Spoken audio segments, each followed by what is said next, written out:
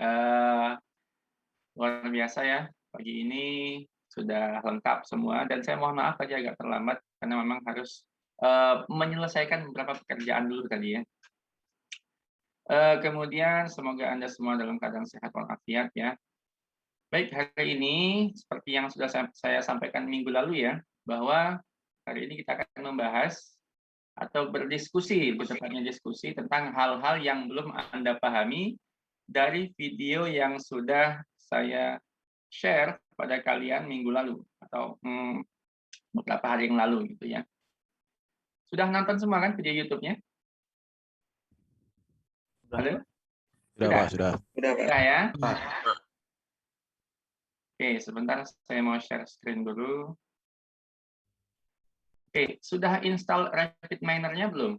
Sudah, Pak. Sudah, Sudah Pak. juga. Sudah. Alhamdulillah. Ada kendala nggak? Ada yang nggak bisa install? Aman, Pak, aman. Aman ya? Aman, Pak. Aman, Pak. Lisensinya udah dicek belum lisensinya? Berhasil nggak dapat yang educational? Aman, Pak, sudah, Pak. Oh, Berhasil. Hasil. Alhamdulillah. Baik teman-teman, ini sebagai awalan saya saya memberikan pengarahan dulu ya. Jadi di mata kuliah Big Data dan Analytics ini kita memang akan menggunakan RapidMiner ya sebagai aplikasi dalam belajar ya, dalam mengolah data gitu. Nah, RapidMiner ini seperti yang sudah nonton di video kemarin, ini satu saja ya, salah satu aplikasi yang bisa dipakai untuk data analitik ataupun data mining gitu ya. Nah, sebetulnya selain dari RapidMiner ada banyak yang lain, varian lain banyak ya. Dan Anda lihat sudah juga di ini ya di video. Tapi yang kita gunakan adalah RapidMiner.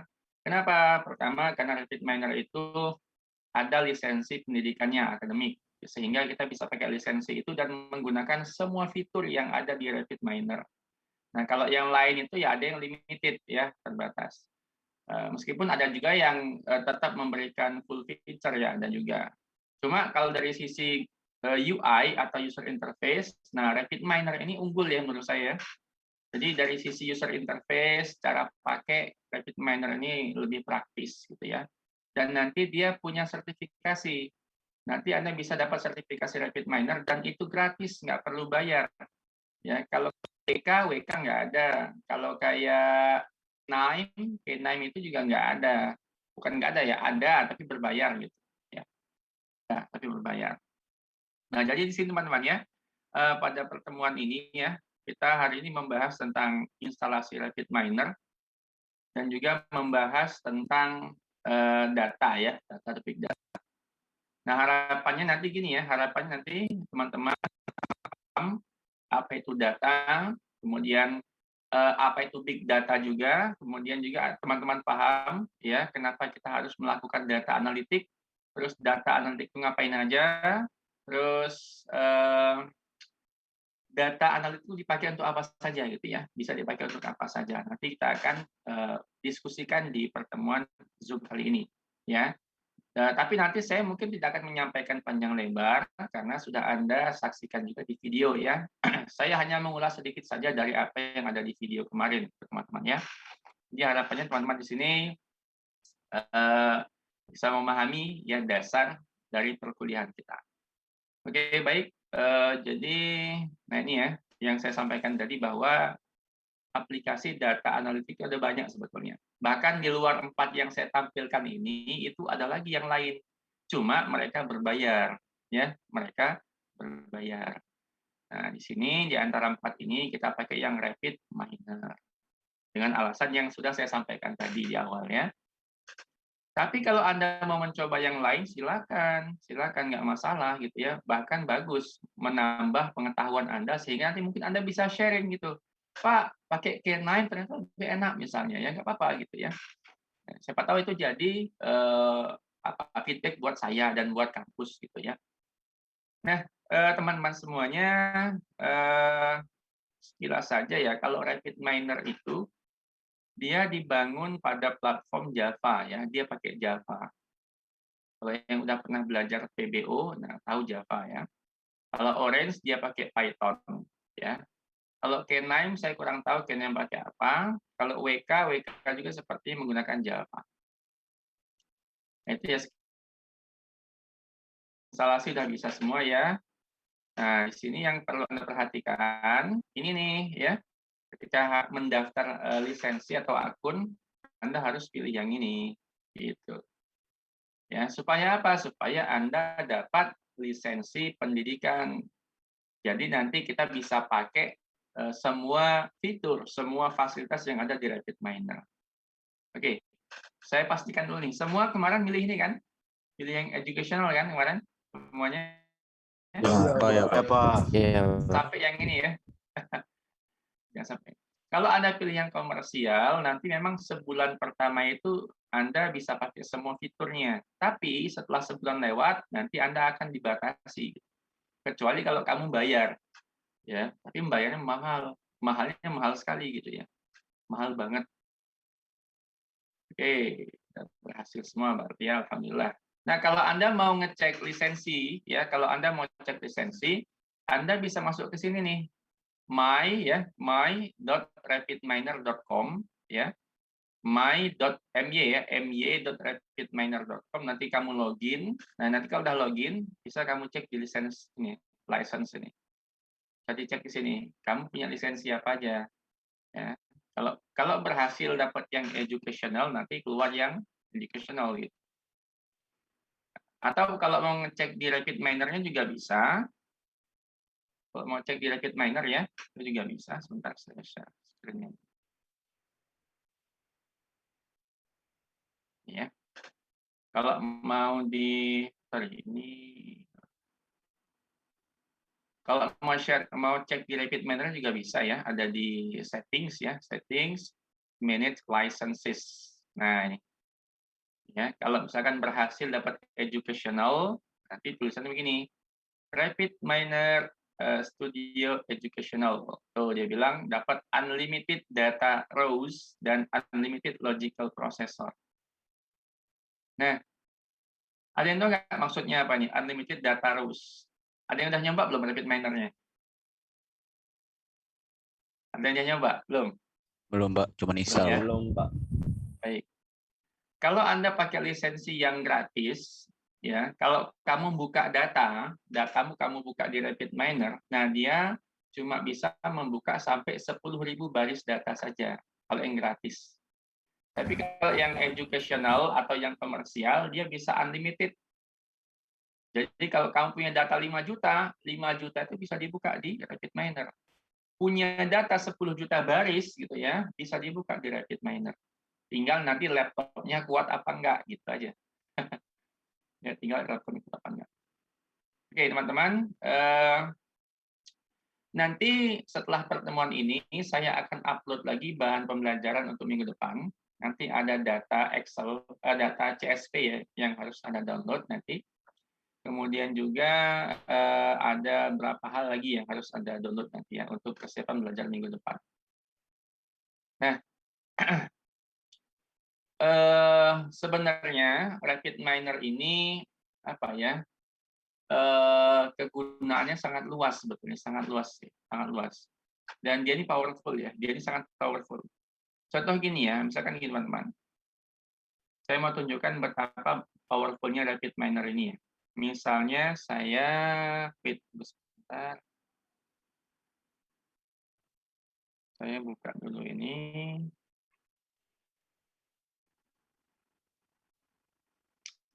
Oke ya. Nih, saya punya data nih, teman-teman. Saya punya data. Ini data. Nah, ini ya. Terlihat nggak di tempat kalian? Terlihat, Pak. Windows Explorer-nya ada ya. Ini saya punya data, katakanlah datanya jadi data flights ya, atau data ini deh, purchase ya. Data purchase. Ini ukurannya 200 megabyte. 200 megabyte. Ini file CSV ya. CSV itu comma separated value. Ini di dalamnya ada kurang lebih sekitar berapa ya? 2 juta atau 4 juta baris data ya. Sekitar 4 juta atau 2 juta baris data. Ini kalau saya buka di Excel ya, kalau saya buka di Excel kayak gini nih. Ya, ini ya. Ini kalau saya buka di Excel, tunggu, dia loading lama. Ya, Excel ternyata kesulitan membuka file dengan ukuran data yang besar kayak gini. Nah, ini saya tunjukkan ya. Bentar, oh nggak bisa di-share, sebentar. Anda bisa lihat nggak nih peringatan ini? Bisa, Pak. Bisa ya?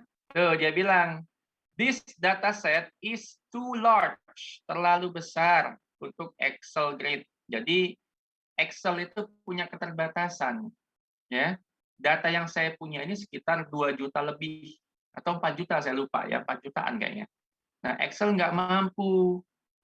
Nah, kalau kamu simpan ini, nanti kamu akan kehilangan data. Jadi gini ya, kalau kita oke kan, nah, ini saya pindah ke sini dulu. Tunggu sebentar, saya share lagi.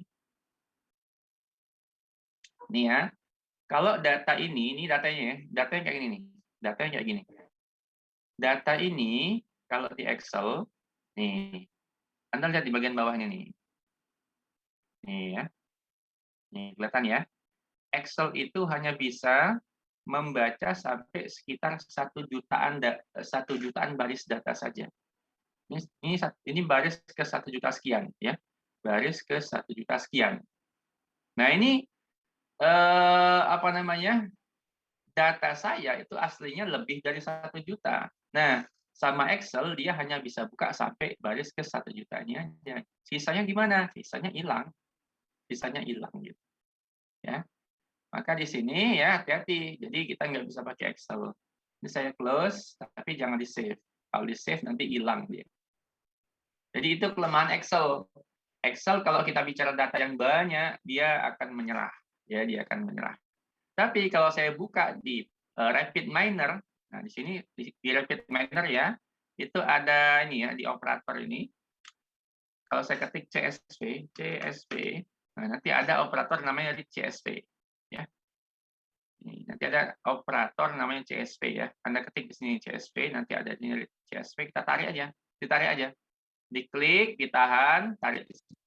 Nah, saya klik 2 kali, nanti saya cari dataset tadi, purchase-nya, purchase, yang tadi ini tadi. Saya next lagi, finish. Ini yang ini, jendulan ini ya, jendulan ini, output maksudnya ini, saya tarik ke sini. Result. Jadi maksudnya data dari CSV ini akan ditarik ke sini, akan ditampilkan nantinya. Ini kalau saya play, ini play ya, ini play, ya saya jalankan, kita tunggu sebentar, dia sedang baca datanya. Nah, ini dia lebih powerful daripada Excel.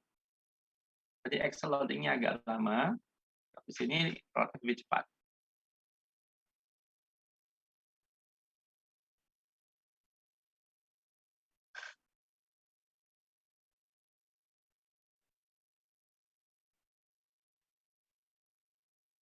Nah, ini dia.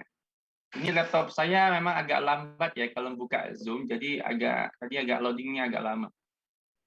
Sebenarnya bisa lebih cepat lagi. Nih, lihat teman-teman ya di sini. Dan nih, aslinya data yang saya punya itu ada 4 juta, ada 4 juta baris. Jadi ada 4 juta baris nih. Kalau saya scroll ke bawah, gitu ya.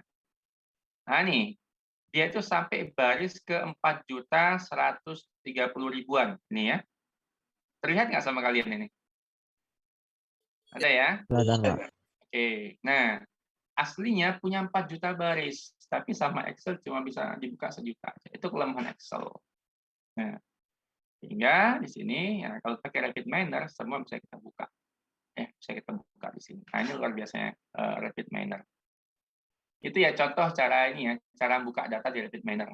Nah, selebihnya nanti akan saya bahas di pertemuan berikutnya atau di video YouTube yang berikutnya nanti ya. Kalian tunggu saja. Ini RapidMiner ya. Nanti di sini banyak sekali teman-teman ya. Di sini di operator ini ada banyak operator yang bisa kita pakai gitu ya. Ada banyak fungsi-fungsi yang bisa kita pakai untuk mengolah data ataupun menganalisis data. Ada banyak sekali. Oke. Oke, itu lalu saya kembali ke slide lagi ya. Mohon maaf nih kalau menggunakan Zoom ini emang agak lambat laptop saya. Oke, terus next. Oke. Sekarang saya buka yang bagian keduanya.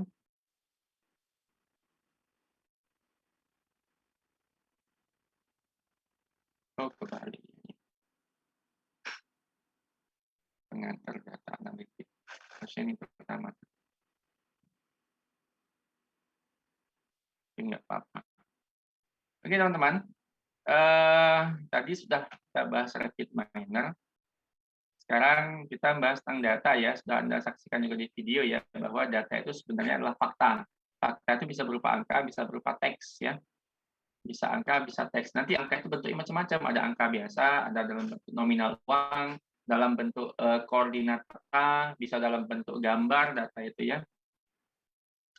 Bisa juga berupa teks ya, bisa berupa teks, misalkan caption di IG, komen di IG, atau tweet ya, tweet di Twitter dan seterusnya. Jadi itu data, bisa angka, bisa teks, ataupun simbol ya, atau simbol bisa. Sumber data juga sudah Anda saksikan di video ya. Jadi sumber data itu banyak. Nah, yang mau saya sampaikan di sini teman-teman ya, ini juga sebagai tambahan literasi data buat kalian. Nih ya, anak zaman sekarang, yang anak muda kayak kalian itu, bahkan yang ya seumuran saya juga banyak sih. Kalau Anda senang sosial media, Anda senang apa ya katakanlah belanja di e-commerce ya. Nah, ini tolong nih, perhatikan ya, perhatikan. Jadi kalau Anda suka sosmed, entah itu IG, Facebook, Twitter, atau yang lainnya, bahkan TikTok sekalipun misalnya ya, jaga privasi kalian. Ya, artinya gini, kalau mau nge-share sesuatu ya, kalau mau nge-share sesuatu, pertimbangkan masa-masa, aman nggak di-share gitu loh. Ya, jadi jangan salah, karena apa? Karena segala bentuk penipuan, segala bentuk kejahatan itu bisa muncul lewat sosial media.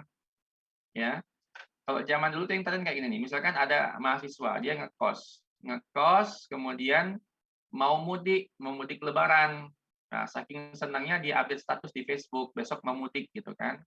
Nah, entah siapa yang baca, orang tahu ini ini anak besok mudik gitu loh. Akhirnya jadi sasaran empuk, kosnya dicuri gitu kan. Seperti itu. Kemudian yang suka nge-share apa namanya foto, nah itu hati-hati ya. Anda kebayang nggak? Siapa tahu di internet itu atau ada temanmu yang suka sama dirimu gitu kan, tapi kamu nggak mau sama dia, fotomu dia ambil, ya kamu dipelet misalnya.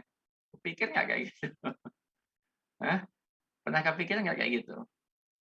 Atau fotomu dipakai orang lain, ya dia bikin akun palsu dengan namamu, dengan fotomu, menipu teman-temanmu. Nah, ya nge-share boarding pass, hati-hati kalau naik pesawat atau naik kereta. Nge-share foto KTP, hati-hati. Nge-share foto anak juga hati-hati misalnya. Jadi kalau bersosmed itu, ya kita nggak bisa bebas deh. Sekalipun akun kalian kunci, katakanlah IG kalian kunci, ya, yang namanya hacker, yang namanya pencuri data lebih pintar dari kalian, ya. Meskipun Anda hapus foto di Facebook misalnya, ya, Anda hapus foto di Facebook. Nah, kemudian ternyata Anda kira data itu hilang. Oh tidak, data itu masih tersimpan di Facebook deh. Dan Facebook bisa berbuat sesuka mereka kalau mereka butuh gitu kan. Dengan data mereka bisa lakukan apa saja. Hati-hati itu. Ya. Google Maps juga begitu. Anda pernah kemana, ya, dari mana ke mana, itu tersimpan historinya di Google Maps, itu ada. Tanggal sekian kamu ke sini, tanggal sekian kamu ke sini, itu ada. Jadi maksud saya gini ya, data di internetnya sudah sangat liar. Sangat liar. Dulu awal-awal ada kayak layanan Gojek gitu ya. Ya, awal-awal muncul Gojek, Grab, itu saya terus terang tidak tertarik untuk menggunakan. Kenapa? Kenapa? Karena gini, ketika kamu daftar akun Gojek gitu kan, nomor HP-mu terekspos kan. Dulu Gojek bukan kayak sekarang. Sekarang itu kan kalau kita mau kontak nomor HP kita itu kan nggak bisa dilihat sama ini ya sama drivernya ya. Nah, kalau dulu itu kan terlihat terekspos. Jadi orang lain driver Gojek yang kita nggak kenal dia siapa, itu nomor HP kita tersimpan sama dia. Bisa dia lihat, bisa diakses. Bahkan ketika Anda diantar oleh Pak Gojek, ya itu bagi saya waktu itu tidak nyaman ya. Ya orang lain tahu rumah kita, orang lain tahu kebiasaan kita pulang jam berapa, berangkat jam berapa. Itu bagi saya nggak nyaman sebetulnya. Maka saya sebetulnya agak jarang pakai pakai layanan Gojek gitu ya, agak jarang ya. Jadi itu hati-hati ya. Bahkan kemarin Tokopedia, Anda tahu kan? Tokopedia itu kan data penggunanya bocor dan dijual. Tahu nggak itu kalian? Tahu, Pak. Tahu kan? Hati-hati. Ya, Itu yang jual Tokopedia-nya, Pak. Hah? Itu yang jual Tokopedia-nya apa emang bocor? Diambil orang dong. Kalau yang jual Tokopedia kita tuntut. Jadi perusahaan tuh nggak boleh menjual data penggunanya. Sebetulnya gini, makanya kalau Anda mau daftar satu akun, sebetulnya harusnya kita baca dulu tuh termnya itu istilahnya itu kan ada tuh halaman persetujuan ya, aturan-aturan itu ada. Sebetulnya di situ harus dibaca data kita dipakai untuk apa, terus kita punya hak nggak dengan data kita itu gitu ya. Harusnya, tapi kan kita biasanya kan agree aja, agree kan gitu.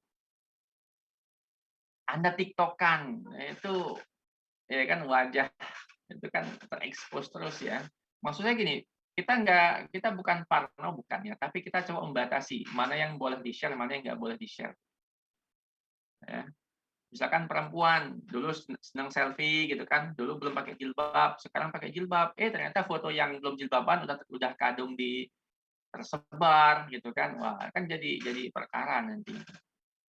Jadi emang kita perlu memilah ya, mana yang boleh kita share, mana yang kita enggak, yang harus kita jaga gitu ya, privacy. Itu ya mungkin sekilas saja tentang itu. Baik, sampai sini ada pertanyaan nggak? Silakan. Monggo yang mau tanya sampai di sini.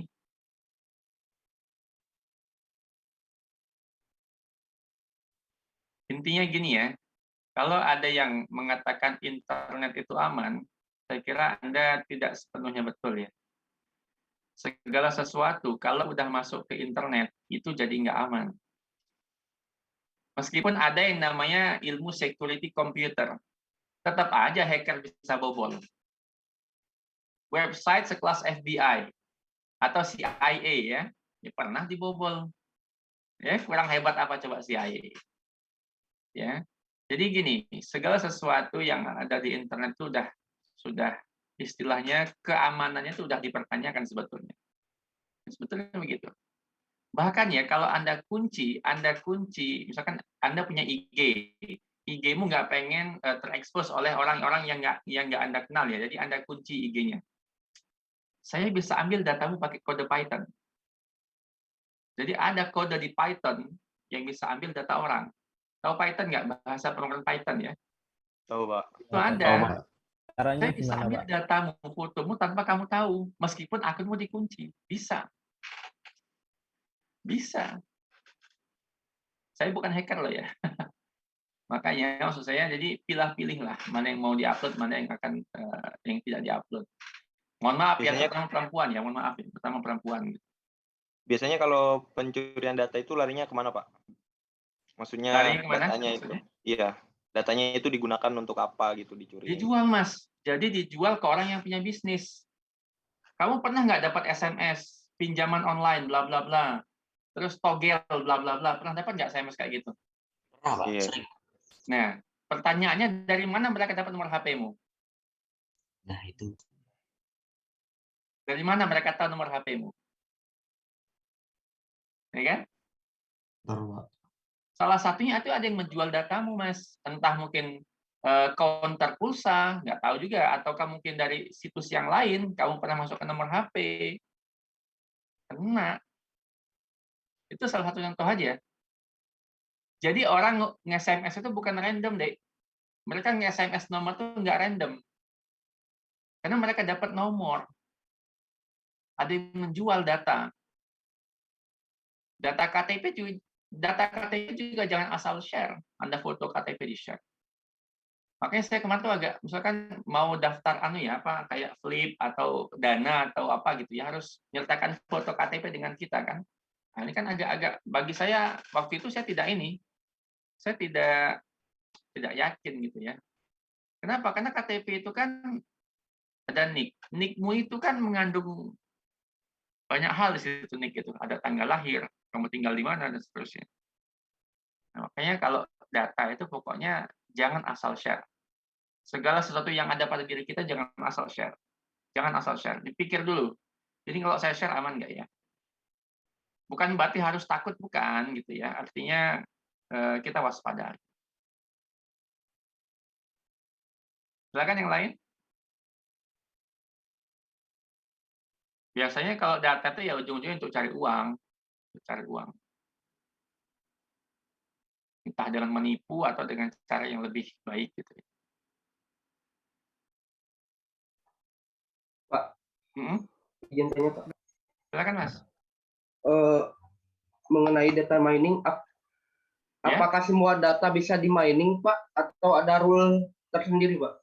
Oke, apakah semua data bisa di mining? Tidak semua, tapi sebagian besar iya.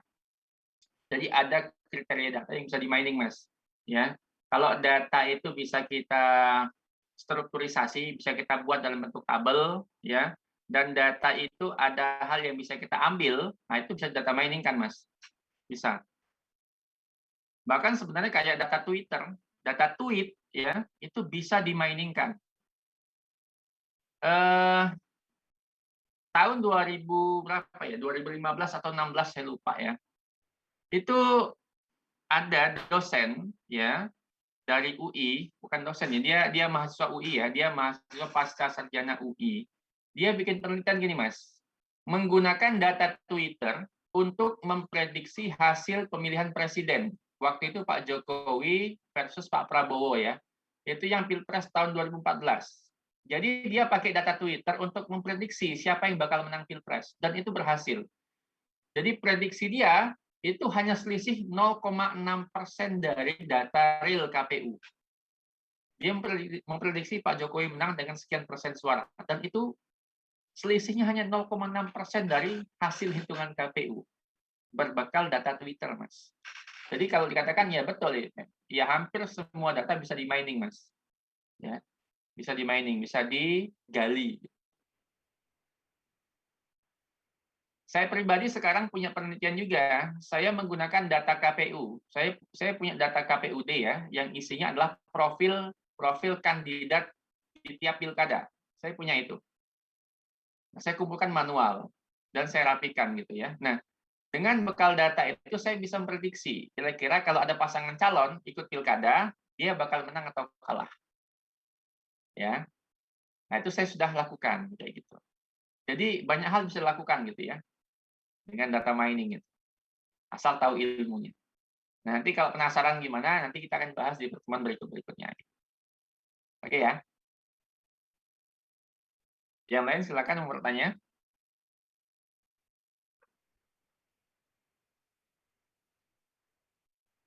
Ada lagi? Nah, ini ya. Nih, bayangkan nih. Ya. Anda udah nonton juga kan di video ya. Tahun 2016 diambilnya, ya. Tahun 2016. Bayangkan aja. 1 menit loh ya. Dalam semenit itu ada 3 juta status masuk ke Facebook. Postingan masuk Facebook. 3 juta, ya. 3 juta postingan dalam 1 menit. Bayangin. Ada 3 juta pencarian di Google dalam 1 menit. Ada 400.000 tweet dalam 1 menit. Bayangin. 29 juta WA terkirim dalam 1 menit. Bayangin coba. Banyak banget datanya. Anda kebayang nggak segede apa harddisknya mereka? Ya kan? YouTube, coba YouTube. Dalam semenit bisa menghasilkan 500 jam video. Jadi ada sekian ribu 100 juta jam. Bayangin coba segede apa storage-nya YouTube, Google. Gede banget. Servernya gede banget. Jadi kalau kamu punya SSD di rumah, 1 tera misalnya, jangan bangga dulu ya, 1 tera itu nggak ada apa-apanya. Ya, Google punya yang lebih di atas itu ya. Jadi tera itu masih kecil. Ya, jadi ada gigabyte, terabyte, nanti di atas terabyte ada yang namanya apa? Ada yang tahu nggak namanya apa? Satuan di atas terabyte. Exabyte. Peta ya, petabyte, nanti ada zettabyte, ada lagi exabyte dan seterusnya. Jadi tera itu masih di bawah, dia tengah-tengah. Ternyata masih banyak lagi. Jadi data yang kita punya tuh, bayangkan dari sekian juta status Facebook ya, dari sekian puluh ribu posting di Instagram, itu mungkin kita salah satu penyumbangnya. Kita sebagai salah satu penyumbang datanya. Termasuk saya ya, saya buka YouTube ya, berarti saya penyumbang penyumbang video di YouTube. Ya selama itu positif nggak masalah ya, dan itu nggak merugikan kita ya nggak masalah. Ini. Nah, karena atas dasar ini ya, atas dasar fakta ini maka lahirlah istilahnya big data itu, data besar. Data yang sangat banyak, ini kan sangat banyak nih. Inilah yang disebut dengan big data. Ya, volume, velocity, variety, veracity. Dari sisi volume, big data itu sangat besar, ya, bukan lagi terabyte, sudah ke petabyte gitu loh, ya, bahkan mungkin di atas petabyte. Dari sisi velocity, maksudnya big data itu begini, artinya dalam 1 menit aja bisa sekian juta konten terupload gitu kan, itu cepat banget berarti kan, dalam 1 menit itu velocity namanya. Dalam waktu yang singkat, data bertambah dengan sangat cepat, dalam jumlah banyak dan sangat cepat. Variety, artinya data itu banyak banget ragamnya, bermacam-macam.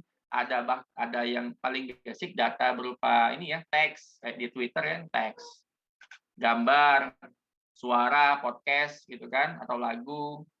Kemudian ada data berbentuk video gitu kan, macam-macam. Varietasnya banyak ya. Jenisnya banyak data itu ya. Ada data yang sudah rapi, ada yang belum rapi gitu kan.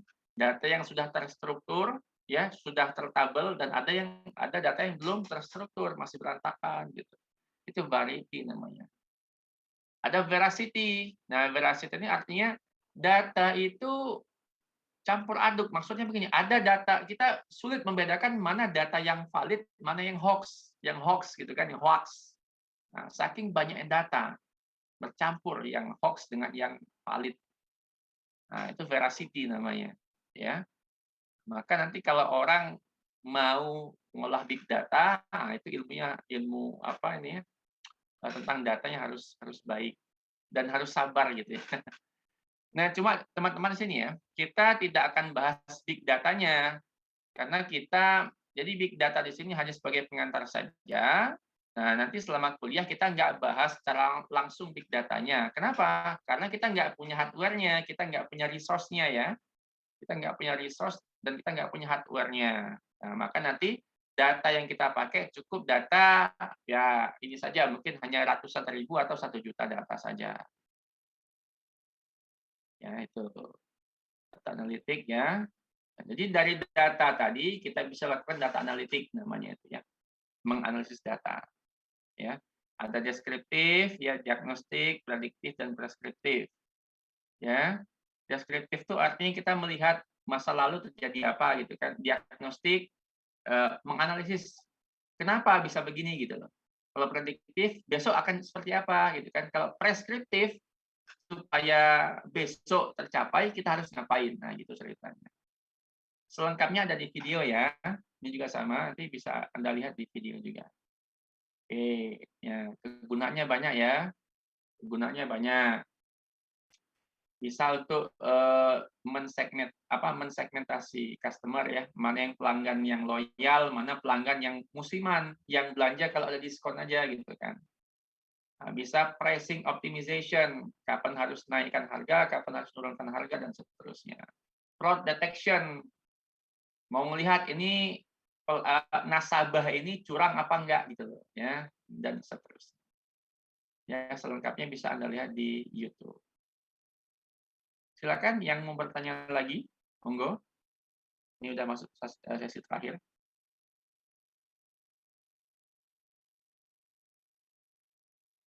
Silakan yang mau bertanya.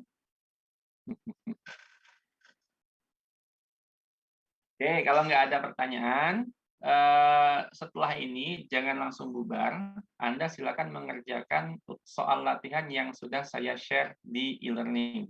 Ya, soal latihan itu bisa Anda kerjakan sampai jam 10.